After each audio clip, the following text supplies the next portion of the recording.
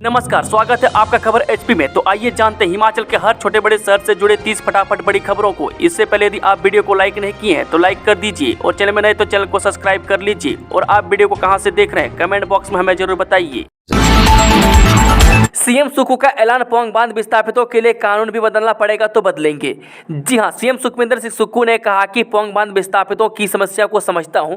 हमारी सरकार किसी का घर खाली नहीं करवाती बल्कि घर बनाने के लिए 3 गुना राशि देती है।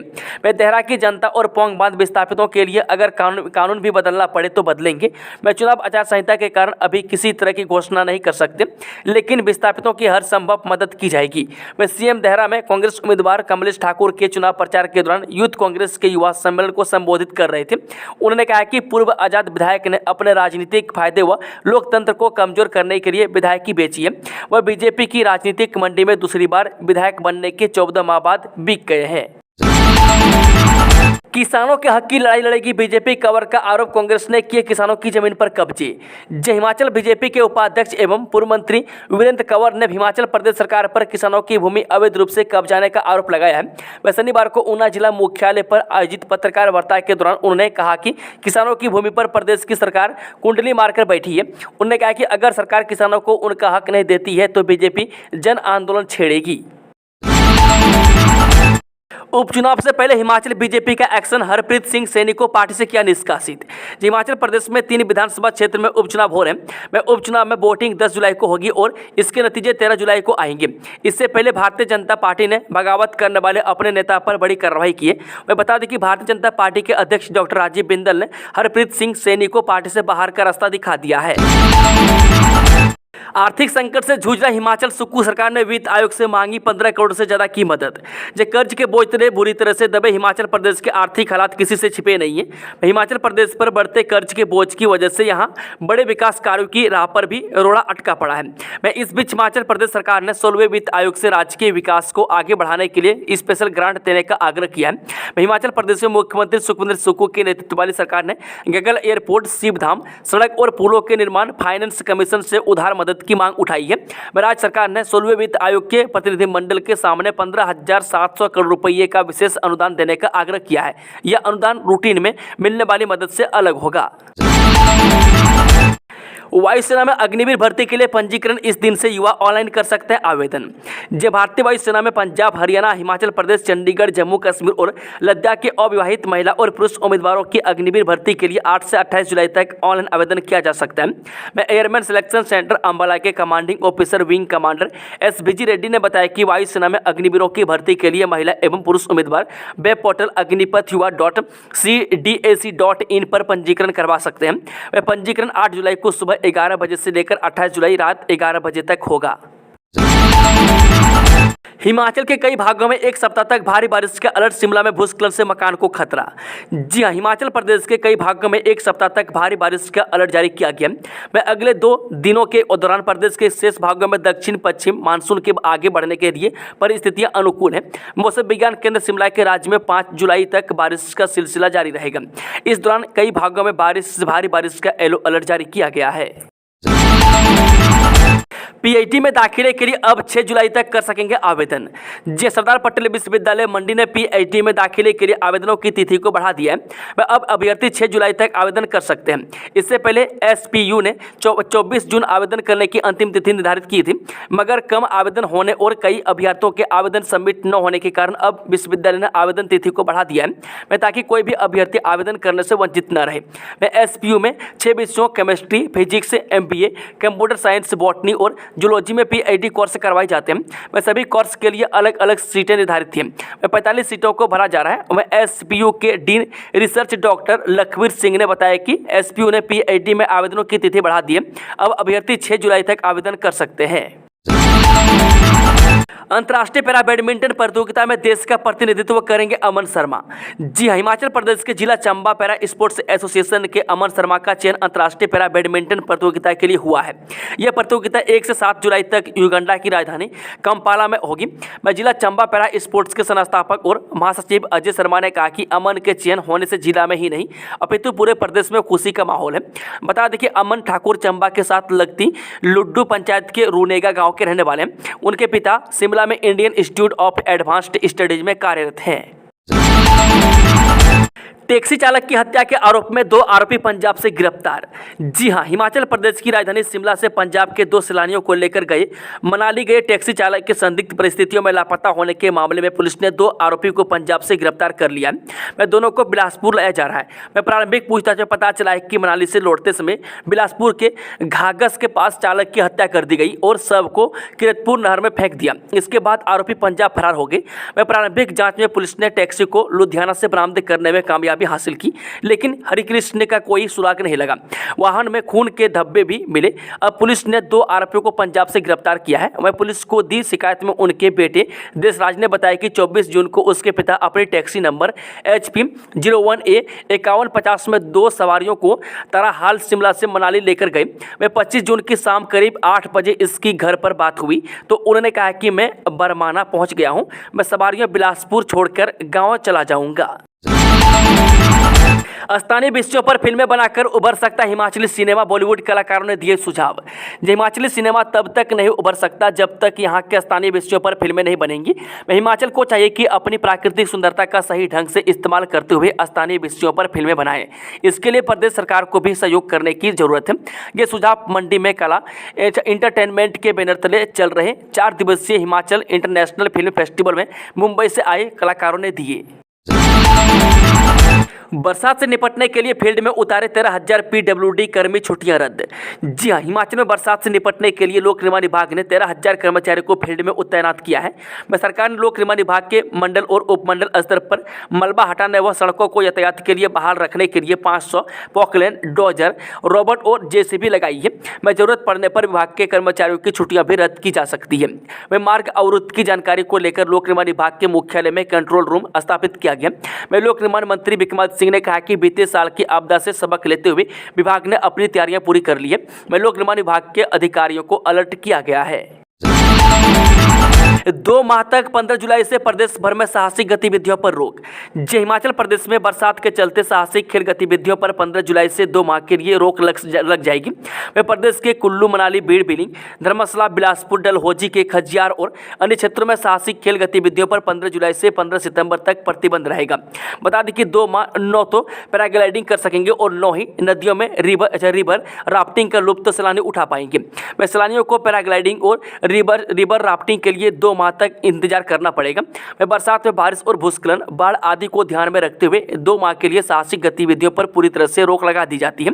वहीं नियमों का उल्लंघन करने वाले लोगों के खिलाफ पर्यटन विभाग की ओर से कार्रवाई की जाती है। विश्व प्रसिद्ध पैराग्लाइडिंग साइट बीड़ बिलिंग, धर्मशाला के इंद्रनाग, कुल्लू, मनाली सहित अन्य पर्यटन स्थलों में सैलानियों को साहसिक गतिविधियों का आनंद लेने के लिए 2 माह का इंतजार करना पड़ेगा। हिमाचल में लालू राबड़ी की कांग्रेस सरकार का आभास, बीजेपी बोली भ्रष्टाचार को बढ़ावा दे रही सुक्खू सरकार। हिमाचल की सुक्खू सरकार पर बीजेपी ने जमकर निशाना साधा है। बीजेपी प्रवक्ता संदीपनी ने कहा कि सुक्खू सरकार प्रदेश में भ्रष्टाचार को बढ़ावा दे रही है। संदीपनी ने कहा कि मुख्यमंत्री स्पष्ट करें कि सरकार के अंदर मंत्री, CPS और विधायकों से जुड़े हुए रिश्तेदारों के कुल कितने क्रसर हैं। सरकार इस पर कुछ जवाब नहीं दे रही है। राशन कार्ड KYC की अंतिम तिथि हुई जारी, जाने क्या है लास्ट डेट। खाद्य नागरिक आपूर्ति एवं उपभोक्ता मामले विभाग के एक प्रवक्ता ने आज यहां बताया कि विभाग द्वारा उपभोक्ताओं के राशन कार्ड की KYC करवाने की तिथि 31 जुलाई 2024 तक बढ़ा दी गई है। उन्होंने कहा कि कुछ उपभोक्ता अपना व अपने परिवार के सदस्यों का KYC करवाने से वंचित रह गए थे। विभाग द्वारा ऐसे लोगों की सुविधा के लिए KYC प्रक्रिया पूर्ण करने की तिथि बढ़ाई गई है। देहरा अब हो चुका हमारा बार एसोसिएशन के कार्यक्रम में बोले CM। मुख्यमंत्री सुखविंदर सिंह सुक्खू ने आज देहरा विधानसभा क्षेत्र में बार एसोसिएशन देहरा के कार्यक्रम में भाग लिया और देहरा से कांग्रेस प्रत्याशी कमलेश ठाकुर के पक्ष में चुनाव प्रचार किया। उन्होंने कहा कि पहले देहरा में नारा लगाता था कि देहरा कोई नहीं तेरा, लेकिन अब देहरा अब हो चुका हमारा। उन्होंने कहा कि राज्य सरकार देहरा के विकास में कोई कोर कसर नहीं छोड़ेगी। राज्य सरकार यहाँ पर 650 करोड़ रुपए की लागत से अंतर्राष्ट्रीय स्तर का जू बनाने जा रही है, जिसका निर्माण कार्य आरंभ हो चुका है।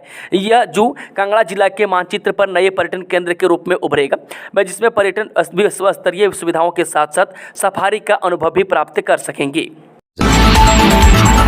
लद्दाख में टैंक अभ्यास के दौरान बड़ा हादसा, नदी का जल स्तर बढ़ने से 5 जवान शहीद। जो लद्दाख में बड़ा हादसा पेश आया है। यहाँ दौलत बेग ओल्डी इलाके में टैंकों के साथ अभ्यास के दौरान नदी का जल स्तर बढ़ गया, जिसमें सेना के कई जवान फंस गए। इस हादसे में 5 जवानों के शहीद होने की आशंका जताई जा रही है। रक्षा अधिकारियों के मुताबिक शुक्रवार को लद्दाख में टैंक को नदी पार कराया जा रहा था। यह एक रूटीन एक्सरसाइज थी। इसी बीच नदी में सैलाब आ गया और सेना के कई जवान उसमें बह गए। रक्षा अधिकारियों ने बताया कि हादसे के समय टैंक में सेना के 5 जवान मौजूद थे। इसमें एक जेसीओ और 4 जवान शामिल हैं। में एक जवान को लोकेट कर लिया गया है, जबकि बाकी के अन्य 4 की तलाश जारी है। मैं दौलत बेग ओल्डी में हादसे का शिकार हुआ टैंक भारतीय सेना का T-72 टैंक था। मैं भारत के पास 2400 T-72 टैंक है। भारतीय सेना इस टैंकों का इस्तेमाल लंबे समय से कर रही है। मैं हादसे के समय वहाँ पर भी कई और टैंक भी मौजूद थे। बता दें कि दौलत बेग ओल्डी लद्दाख का सबसे उत्तरी छोर है और यह गलवान घाटी में संपर्क का पहला बिंदु है, जहां 2020 में भारत और चीन की सेनाओं के बीच झड़प हुई थी। मड़ी में गो तस्करी लेके और जा रहा था ट्रक। जे पर्यटन नगरी मनाली के मड़ी में रात के समय गो तस्करी करने के आरोप में पुलिस की टीम ने मंडी के ट्रक चालक पर मामला दर्ज किया है और इस मामले में आगामी कार्रवाई शुरू कर दी है। वह ट्रक चालक को पकड़ने में स्थानीय लोगों ने भी अपनी अहम भूमिका निभाई है।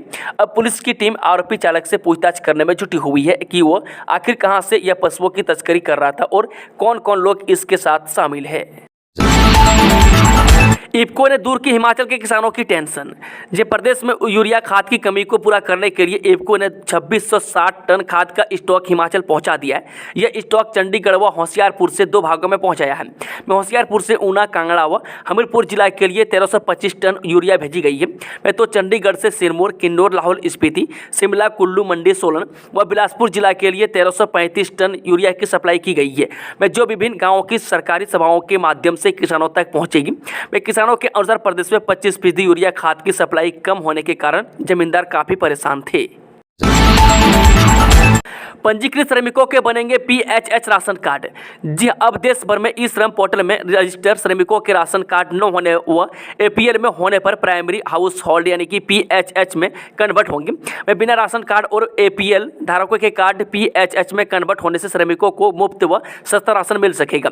देश भर में ई श्रम पोर्टल में पंजीकृत श्रमिकों के राशन कार्ड चलाने का अभियान शुरू कर दिया गया, जिससे कि उन्हें नेशनल फूड सिक्योरिटी एक्ट का लाभ प्रदान किया जा सके। इसके लिए पंजीकृत श्रमिकों को अपने संबंधित पंचायत क्षेत्र के सचिव व शहरी क्षेत्र खाद्य आपूर्ति विभाग के इंस्पेक्टर के पास पहुंचना होगा। अब देश भर सहित हिमाचल प्रदेश में ई श्रम पोर्टल पर पंजीकृत श्रमिकों के राशन कार्ड बनाए जाएंगे। खाद्य नागरिक आपूर्ति एवं उपभोक्ता मामले विभाग हिमाचल प्रदेश की ओर से इस संबंध में सभी जिलों के रजिस्टर्ड श्रमिकों का डाटा भी एकत्रित कर छानबीन के बाद चयनित कर लिया गया है। NTA ने UGC नेट सहित 3 परीक्षाओं की तारीख की घोषित। राष्ट्रीय परीक्षा एजेंसी यानी कि NTA की नए विश्वविद्यालय अनुदान आयोग राष्ट्रीय पात्रता परीक्षा सहित 3 परीक्षाओं की तारीखों का ऐलान कर दिया है। जारी शेड्यूल के मुताबिक UGC नेट की परीक्षा 21 अगस्त से 4 सितंबर तक आयोजित की जाएगी। गौरतलब है कि 18 जून को आयोजित UGC नेट की परीक्षा पेपर लीक होने की वजह से एक दिन बाद यानी 19 जून को रद्द कर दी गई थी। जबकि चतुर्थ वर्षीय एकीकृत शिक्षा कार्यक्रम के लिए आयोजित होने वाली राष्ट्रीय सामान्य प्रवेश परीक्षा की परीक्षा 12 जून का आयोजित हुई थी और उसी दिन शाम में रद्द कर दी गई थी। वहीं वैज्ञानिक एवं औद्योगिक अनुसंधान परिषद, विश्वविद्यालय अनुदान आयोग, राष्ट्रीय पात्रता परीक्षा यानी कि ज्वाइंट CSIR UGC नेट की परीक्षा 25 जून से 27 जून के बीच आयोजित होने वाली थी, लेकिन NTA ने अपरिहार्य कारणों का हवाला देते हुए इसे स्थगित कर दिया। HPU ने जारी किया शेड्यूल। BBA और BCA के नॉन सब्सिडाइज्ड वर्ग में प्रवेश को इस दिन होगी काउंसिलिंग। जी हिमाचल प्रदेश विश्वविद्यालय के university college of business studies यानी कि UCBS शिमला में BBA और BCA कोर्स में नॉन सब्सिडाइज्ड वर्ग में प्रवेश के लिए आवेदन करने वाले उम्मीदवारों की काउंसिलिंग का शेड्यूल जारी कर दिया है। इसके तहत BBA कोर्स में प्रवेश के लिए काउंसिलिंग 3 जुलाई को होगी, जबकि BCA कोर्स की काउंसिलिंग 4 जुलाई को होगी। काउंसिलिंग सुबह 10 बजे से शुरू होगी। काउंसिलिंग UCBS UCBS के एबालॉज शिमला स्थित परिसर में होगी। इस दौरान उम्मीदवारों को अपने साथ सभी जरूरी दस्तावेज साथ लाने होंगे। UCBS के निदेशक प्रोफेसर दिनेश कुमार शर्मा ने बताया कि जिन उम्मीदवारों ने बीते 10 से 12 जून को BBA की सब्सिडाइज्ड वर्ग की काउंसलिंग प्रक्रिया और बीते 14 जून को BCA की सब्सिडाइज्ड वर्ग की काउंसलिंग प्रक्रिया में भाग लिया था, उन्हें नॉन सब्सिडाइज्ड वर्ग की काउंसलिंग प्रक्रिया में शामिल होने की जरूरत नहीं होगी और उनकी उम्मीदवारी पर उनके द्वारा पूर्व में हुई काउंसलिंग के दौरान जमा करवाए गए दस्तावेजों के आधार पर विचार किया जाएगा। सीएम के मोर्चा संभालते ही टूटा बीजेपी का कुनबा, तमाम दिग्गज कांग्रेस में शामिल। सीएम सुखविंदर सुक्खू के देहरा विधानसभा क्षेत्र में मोर्चा संभालते ही बीजेपी का कुनबा टूटना शुरू हो गया। शनिवार को सीएम सुखविंदर सिंह सुक्खू बार देहरा में चुनाव प्रचार के लिए पहुंचे। पहले चुनावी दौरे के दौरान सीएम ने चपला, चनौर, कनौल व बेढोंडा इत्यादि जगह बड़ी संख्या में बीजेपी कार्यकर्ताओं को पार्टी में शामिल कराया था। शनिवार को सीएम ने देहरा में युवा सम्मेलन के दौरान बीजेपी के जिला उपाध्यक्ष मोहिंदर सिंह चौहान, SC मोर्चा मंडला अध्यक्ष भागीराम कटारिया, प्रदेश सचिव Praveen Pinka, Rakesh Kumar, OBC IT cell Dehra के रघुवीर सिंह, हरबंस लाल, रंजीत चावला, किशोरी लाल, प्रीतम, बुद्धि सिंह, मनोहर लाल, गिरधारी लाल, योगराज, प्यार चंद, रामचंद, अंगराज, जोगिंदर सिंह, संजय शिव कुमार, संजय धीमान, मोहिंदर चंद, सुभाष, राकेश कुमार, पूर्णचंद, यशपाल, तिलक राज, रमेश चंद, मानचंद, सुभाष चंद, सूरम सिंह, पवन चौहान, जीत कुमार, अश्विनी कुमार इत्यादि ने भाजपा छोड़कर कांग्रेस का दामन थामा। सभी ने मुख्यमंत्री ठाकुर सुखविंदर सिंह सुक्खू की नीतियों व प्रदेश सरकार के कार्यों में आस्था जताई है। सोलन मर्डर केस में बड़ा खुलासा, महिला ने ही घर पर बुलाया था आरोपी। जी हां, सोलन शहर के वार्ड नंबर 13 क्लीन में हुए महिला के मर्डर मामले पुलिस ने 24 घंटे के अंदर ही हत्या की गुत्थी को सुलझा लिया। महिला ने ही कॉल कर आरोपी को घर पर बुलाया था, जहां दोनों में किसी बात को लेकर कहासुनी हुई और आरोपी ने महिला की हत्या कर दी। आपको बता दें कि घटना के वक्त घर पर कोई मौजूद नहीं था। सोलन की महिला के मर्डर मामले पुलिस ने आरोपी को गिरफ्तार कर लिया।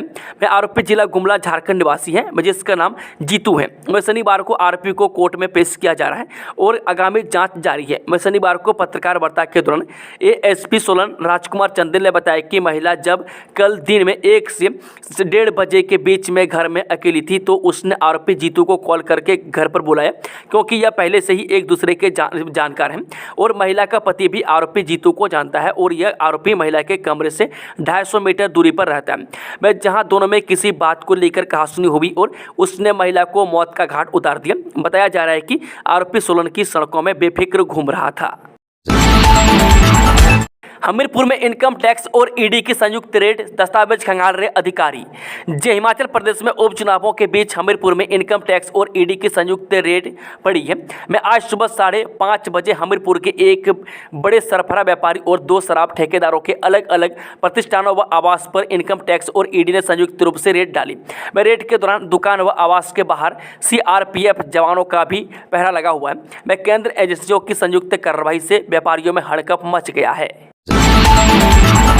ज्वालामुखी में डिपुओं से चीनी गायब, उपभोक्ता परेशान।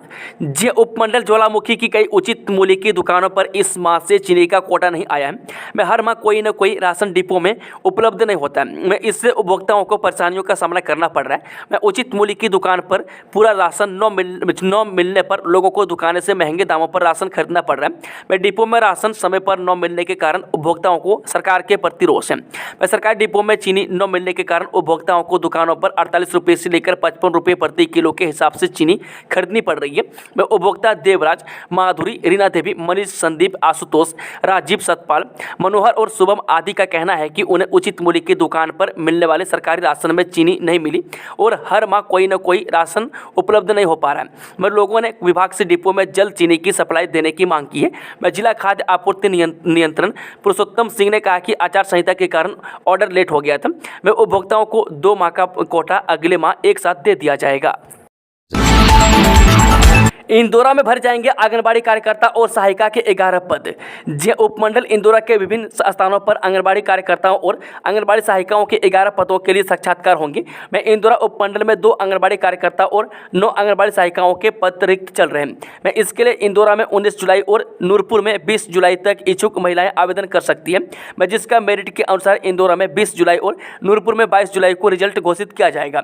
CDPO इंदौरा ओम प्रकाश ने बताया कि जिन स्थानों पर पद रिक्त हैं उनमें रीट 1 वासा पठानिया आंगनबाड़ी कार्यकर्ता, तोकी 3 आंगनबाड़ी कार्यकर्ता, सूरजपुर उपराला 1 आंगनबाड़ी कार्यकर्ता, घंगवा 1, घंगवा 2 आंगनबाड़ी सहायिका, डागला वनवाल जट्टा 1 आंगनबाड़ी सहायिका, पराल आंगनबाड़ी सहायिका और कुडनसा आंगनबाड़ी सहायिका, काठगढ़ बोई इंदौरिया 2 आंगनबाड़ी सहायिका, चन्नौर आंगनबाड़ी सहायिका, कंगरेडी आंगनबाड़ी सहायिका, मंगवाल 2 आंगनबाड़ी सहायिका के पद रिक्त हैं। इसके लिए इच्छुक महिलाएं आवेदन कर सकती हैं। इच्छुक महिलाओं की आयु 18 से 35 वर्ष के बीच होनी चाहिए। वह परिवार की सालाना आय 50,000 से ज़्यादा नहीं होनी चाहिए।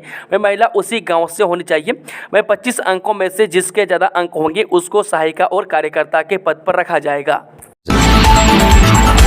हिमाचल में पर्यटकों के साथ मारपीट, पुलिस ने 5 आरोपियों को किया गिरफ्तार। दिल्ली से आए एक परिवार के 6 पर्यटकों के साथ परासर जाते हुए पास को लेकर हुए विवाद के बाद मारपीट का मामला सामने आया। 6 पर्यटकों में 3 महिलाएं व 3 पुरुष थे। इस घटना में 1 महिला व 3 पुरुष घायल हो गए। पुलिस ने आरोपियों के खिलाफ केस दर्ज कर जाँच शुरू कर दी है। 5 आरोपियों को गिरफ्तार कर लिया गया, जबकि अन्य की संलिप्तता को लेकर जाँच जारी है। जानकारी के मुताबिक बीते 27 जून को नई दिल्ली के मुखर्जी नगर के रहने वाले पर्यटकों के साथ ये मारपीट हुई। घटना परासर जाते हुए सेगल के पास हुई। सड़क पर गाड़ी के पास को लेकर कुछ स्थानीय युवकों के साथ पर्यटकों की कहासुनी हुई। इस कहासुनी के बाद जब ये पर्यटक परासर की तरफ आगे निकल गए तो इन युवकों ने इसका पीछा किया। आरोपियों ने अन्य युवकों को बुलाकर परासर के पास इन्हें रोका और इनके साथ मारपीट की। भारत ने बनाया T20 वर्ल्ड कप फाइनल का सबसे बड़ा टोटल, विराट ने जड़ा शानदार अर्धशतक। आईसीसी T20 वर्ल्ड कप 2024 के फाइनल में भारत और दक्षिण अफ्रीका के बीच Kensington Oval stadium Bridgetown में मुकाबला खेला जा रहा है। इस मैच में भारतीय कप्तान रोहित शर्मा ने टॉस जीतने के बाद पहले बल्लेबाजी करने का फैसला किया। इसके बाद भारत ने पहले बल्लेबाजी करते हुए 20 ओवर में 7 विकेट खोकर 176 रन बना लिए। ये T20 वर्ल्ड कप के इतिहास का अब तक का सबसे बड़ा स्कोर है। अब दक्षिण अफ्रीका को T20 वर्ल्ड कप 2024 का खिताब जीतने के लिए 20 ओवर में 177 रन बनाने होंगे। इस मैच में भारत के लिए पारी की शुरुआत कप्तान रोहित शर्मा और विराट कोहली आए। भारत की शुरुआत खराब रही और टीम इंडिया के टॉप ऑर्डर को साउथ अफ्रीकाई गेंदबाजों ने ध्वस्त कर दिया। केशव महाराज ने दूसरे ओवर में रोहित शर्मा को 9 और ऋषभ पंत को 0 को पेवेलियन भेज भारत को दोहरा झटका दिया। इसके बाद कगिसो रबाडा ने 5वें ओवर की तीसरी बॉल पर सूर्य कुमार यादव को क्लासन के हाथों डीप थर्ड मैन पर कैच आउट कर दिया। कौन था कारगिल की जंग का पहला शहीद? महज 22 साल में दिया था सर्वोच्च बलिदान, पाकिस्तान ने सबके साथ की थी दरिंदगी। जी हाँ, शहीदों की चिताओं पर लगेंगे हर वर्ष मेले। वतन पर मरने वालों का यही बाकी निशान होगा। ये अल्फाज देश के जाबाजों की शहादत पर सुनाई देते हैं, लेकिन देश का एक सबूत ऐसा भी था जिसके बारे में आज बहुत कम लोग जानते हैं। वह कारगिल की जंग जीतने का जश्न देश भर में हर साल मनाया जाता है और ये उन गिने चुने मौक़ों में से एक होता है जब देश अपने शहीदों को याद करता है। लेकिन इस जाबाज की कहानी के बगैर कारगिल की जीत भी अधूरी है और उसका जश्न भी, क्योंकि ये उस जंग के पहले शहीद की कहानी है जिसने महज 22 बरस की उम्र में अपना सर्वोच्च बलिदान दिया। पाकिस्तान के नापाक मंसूबे भी उस वक्त बेनकाब हुए जब कारगिल के पहले शहीद का शव घर पहुंचा था। उस शहीद का नाम है कैप्टन सौरभ कालिया। कारगिल की जंग का जिक्र इस नाम के बिना अधूरा है, क्योंकि इस जंग का एक गुमनाम हीरो कैप्टन सौरभ कालिया है। 29 जून 1976 को सौरभ कालिया का जन्म अमृतसर में हुआ था। वो मूल रूप से हिमाचल प्रदेश के पालमपुर के रहने वाले थे। सौरभ कालिया की प्रारंभिक शिक्षा DAV पब्लिक स्कूल पालमपुर में से हुई थी। सौरभ कालिया डॉक्टर बनना चाहते थे, जिसके लिए उन्हें मेडिकल एंट्रेंस एग्जाम भी दिया था, लेकिन अच्छे कॉलेज में एडमिशन नहीं मिल पाया था। प्राइवेट कॉलेजों की भारी भरकम फीस को देखते हुए उन्होंने पालमपुर की एग्रीकल्चर यूनिवर्सिटी से BSc की पढ़ाई की। ग्रेजुएशन करने के बाद सौरभ कालिया ने अगस्त 1997 में CDS का एग्जाम क्लियर कर IMA ज्वाइन किया। सौरभ कालिया की माता का नाम विजया व पिता का नाम डॉक्टर NK कालिया है। दोस्तों, खबरों का सिलसिला यही समाप्त होता है। अगर जानकारी पसंद आई तो वीडियो को लाइक, शेयर, चैनल को सब्सक्राइब जरूर कर लें और कमेंट बॉक्स में कमेंट करके इस शहीद जवान के लिए जय हिंद जरूर लिखें। Thank you, all the best. जय हिंद, जय हिमाचल।